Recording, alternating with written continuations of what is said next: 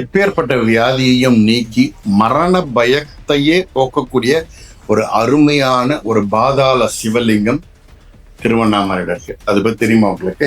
சைராம், வணக்கம். என்ற தினம் சிறப்பான தினமாக அமைய என் வாழ்த்துக்கள். ஒரு முறை ரமண மகரிஷிக்கு அந்த மரணத்தை பத்திய எண்ணம் வந்துதான். சரி, ஒரு மரணம் வரப்போகுது நமக்கு அப்படின்றப்ப ஒரு ஃபீல் வர ஆரம்பிச்ச உடனே நேரம் என்ன பண்ணியிருக்காரு, திருவண்ணாமலை கோவிலுக்கு உள்ள ஆயிரங்கால் மண்டபத்துக்கு பக்கத்துல கீழே பாதாளத்தில் இருக்கக்கூடிய பாதாள லிங்கேஸ்வரர் அப்படின்னு இருக்கக்கூடிய சிவலிங்கத்துக்கு முன்னாடி போய் தியானத்துல உட்காந்துட்டாங்க.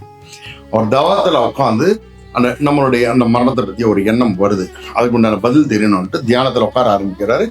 நாட்கணக்கில் போய்கிட்டே இருக்கு, நாளுங்க போய்கிட்டே இருக்கு. அவர் தியானத்துல இருந்து வெளியே வரல. அப்போ அவ்வளவு பூச்சிகள் இருக்கிற இடத்துல அவர் தியானத்துல இருக்கும்போது நிறைய பூச்சிகள் எறும்பு அதெல்லாம் அவர் மேல ஏற ஆரம்பிச்சு அவர் உடம்ப கடிச்சு தின்ன ஆரம்பிக்குது. ஆனால் அவருக்கு முழு தியானத்தில் இருக்கிறதால ரமண மகரிஷிக்கு ஒண்ணுமே தெரியல. அவர் முழு தியானத்தில் இருக்கு. ஓகேங்களா? அவர் உணர்ச்சியே இல்லாம இருக்கார். அவர் உடம்புல இருந்து ரத்தங்கள் வழிய ஆரம்பிக்குது. இந்த விஷயம் சேஷாதிரி மகரிஷிக்கு தெரியுது.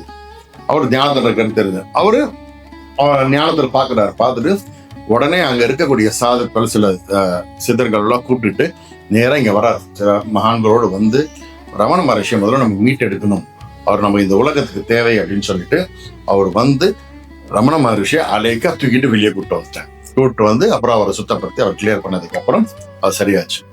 அவ்வளவு ஒரு விசேஷமான ஒரு இடம் அந்த பாதாள லிங்கம். திருவண்ணாமலை அண்ணாமலையார் கோவிலுக்கு உள்ளேயே இருக்கக்கூடிய ஒரு கோவில். அது ரொம்ப விசேஷம், ரொம்ப அருமையான இடம்.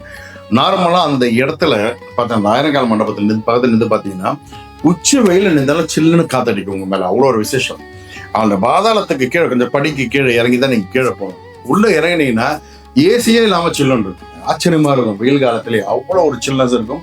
அந்த ஒரு தெய்வீக சக்தியை நீங்க உணரலாம். அந்த உள்ள அந்த பாதாள லிங்கேஸ்வரர் கிட்ட உங்களுக்கு எப்பேற்பட்ட வியாதிகள் இருந்தாலும் ஏன்னா அங்க போய் அவர்கிட்ட பிரார்த்தனை பண்ணி இந்த வியாதி எனக்கு சரியாகணும், என்னோட மரண பயம் என்னை விட்டு போகணும் அப்படின்னு நீங்க பிரார்த்தனை செய்தால் ரமண மகரிஷியுடைய ஆசீர்வாதத்திலையும் சேஷாதிரி மகரிஷியுடைய அனுகிரகத்திலையும் கண்டிப்பாக ஆரோக்கியம் உண்டாகும், ஆயுள் நீளும். இது நிதர்சனமா கண்கூடா நான் பார்த்த பல எடுத்துக்காட்டுகள் உண்டு. ஓகே, நான் நிறைய பேரை நானே அனுப்பி அந்த சக்சஸ் ஆன விஷயங்களை நான் பார்த்துருக்கேன். அவ்வளோ ஒரு சிறப்பான ஒரு இடம். போய் பாருங்க. சிவன் அனுகிரகத்தில் உங்களுக்கு நல்லது நடக்கும், நல்லது மாத்திரமே நடக்கும். சயா.